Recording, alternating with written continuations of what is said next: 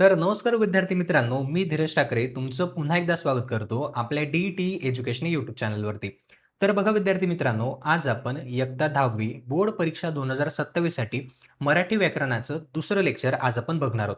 आपण आजच्या लेक्चरमध्ये शब्दसिद्धी हा घटक आपण अभ्यासणार आहोत. सोबतच ह्या घटकावरती मागच्या 5 वर्षाच्या बोर्डाच्या परीक्षेमध्ये जे प्रश्न तुम्हाला विचारले गेले होते, ते सर्व प्रश्न आपण देखील सॉल्व्ह करणार आहोत. आजचा हा व्हिडिओ बघितल्यानंतर तुम्हाला शब्दसिद्धी या घटकासाठी दुसरा व्हिडिओ बघण्याची गरज नाही. त्यामुळे व्हिडिओ काळजीपूर्वक व शेवटपर्यंत नक्की बघा.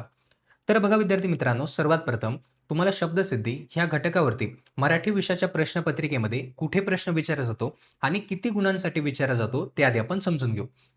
तर बघा मराठी विषयाच्या पेपरमध्ये तुम्हाला विभाग 4 भाषा अभ्यास या विभागामध्ये प्रश्न क्रमांक 4 अ मध्ये तुमचा दुसरा प्रश्न हा तुम्हाला शब्दसिद्धी या घटकावरती विचारला जातो आणि हा प्रश्न तुमचा 2 गुणांसाठीचा असतो. आय होप की तुम्हाला प्रश्न कुठे आणि किती गुणांसाठी विचारला जातो हे तुम्हाला समजलं असेल. आता बघा शब्दसिद्धी बऱ्याचशा विद्यार्थ्यांना या घटकाचं नाव ऐकून हा घटक खूप अवघड आहे असं वाटलं असेल. पण बघा शब्दसिद्धी हा घटक खूप सोपा आहे आणि ह्या घटकावरती तुम्हाला 2 गुण अगदी सहज मिळवता येतात. आता बघा इयत्ता 10वीच्या अभ्यासक्रमामध्ये शब्दसिद्धीचे 3 प्रकार आपल्याला अभ्यासायचे आहेत. ज्यामध्ये उपसर्ग घटित, प्रत्यय घटित आणि अभ्यस्त या 3 घटकांचा अभ्यास आपल्याला करायचा असणार आहे. आता सर्वात प्रथम उपसर्ग घटित शब्द म्हणजे काय? आता बघा ज्या शब्दाच्या आधी उपसर्ग लागलेला असतो त्यांना आपण उपसर्ग घटित शब्द असं म्हणतो. उदाहरणार्थ बघा, विश्वास हा तुमचा मूळ शब्द आहे. या शब्दाच्या पुढे जर तुमचा अ हा उपसर्ग लागला तर शब्द तयार होतो तुमचा अविश्वास. म्हणजे अविश्वास हा शब्द तुमचा उपसर्ग घटित शब्द असणार आहे. त्यानंतर मरण हा तुमचा मूळ शब्द आहे. या शब्दाच्या पुढे जर तुमचा आ हा तुमचा उपसर्ग लागला तर शब्द तयार होतो आमरण.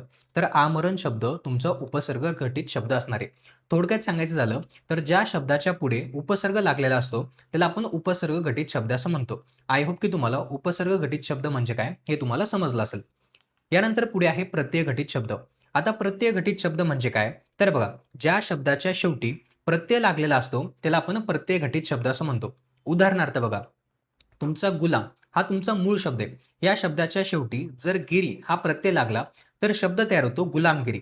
आता गुलामगिरी हा शब्द काय असणार आहे? हा शब्द तुमचा प्रत्यय घटित शब्द असणार आहे. त्यानंतर मत हा तुमचा मूळ शब्द आहे.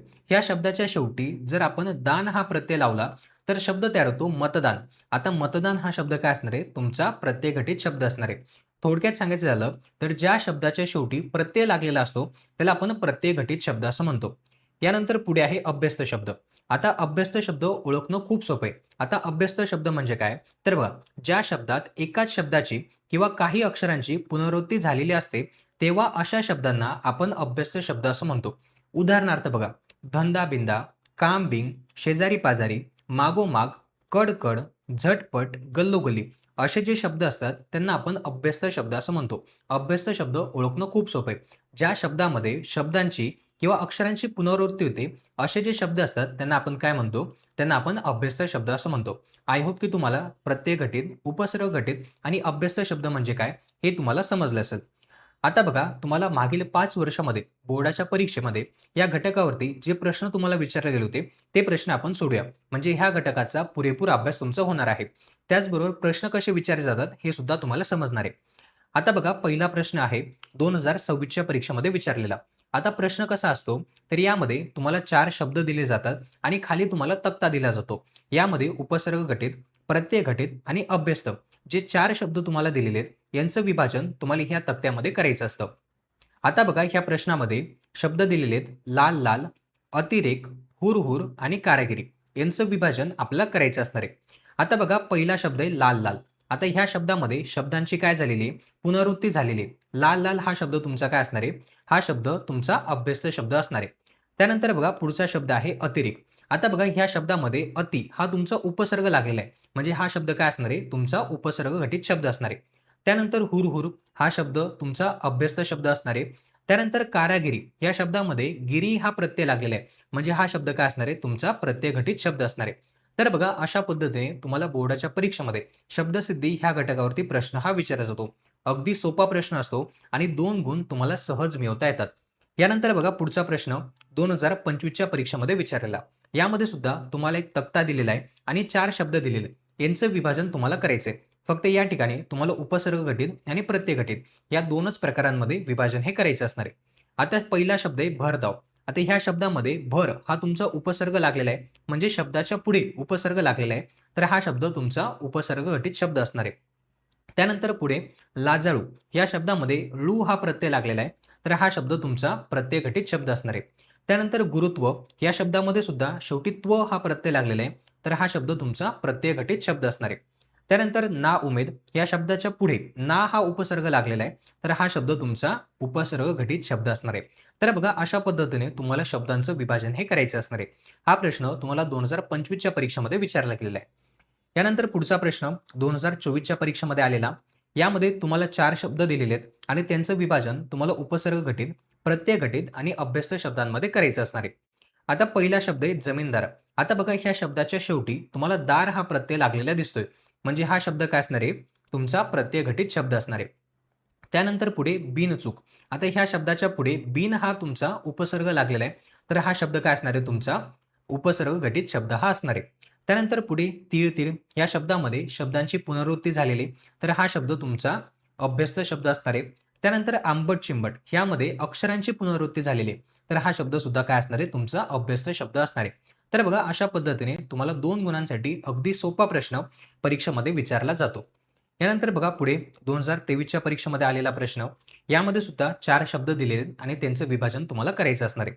पहिला शब्द आहे भर दिवसा. यामध्ये भर हा तुमचा उपसर्ग लागलेला आहे, तर हा शब्द तुमचा उपसर्ग घटित शब्द असणार आहे.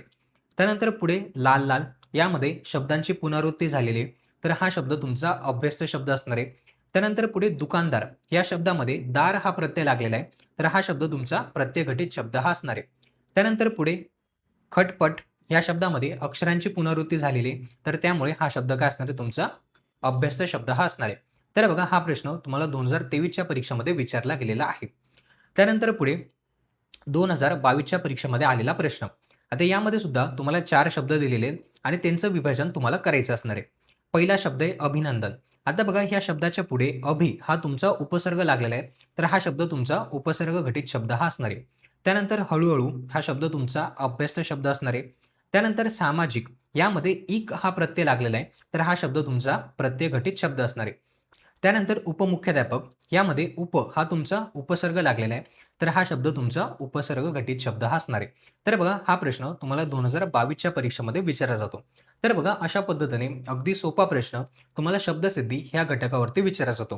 तर बघा विद्यार्थी मित्रांनो, हा होता आपला आजचा व्हिडिओ. आजच्या व्हिडिओमध्ये शब्दसिद्धी हा संपूर्ण घटक आपण समजून घेतला. त्याचबरोबर ह्या घटकावरती मागच्या 5 वर्षाच्या बोर्डाच्या परीक्षेमध्ये जे प्रश्न तुम्हाला विचारले गेले होते, ते सर्व प्रश्न देखील आपण सॉल्व्ह केलेले आहेत. जर तुम्हाला आजचा हा व्हिडिओ आवडला असेल, तर व्हिडिओला नक्की लाईक करा. जर तुम्ही आपल्या ह्या चॅनलवरती नवीन असाल, तर चॅनललाही नक्की सबस्क्राईब करा.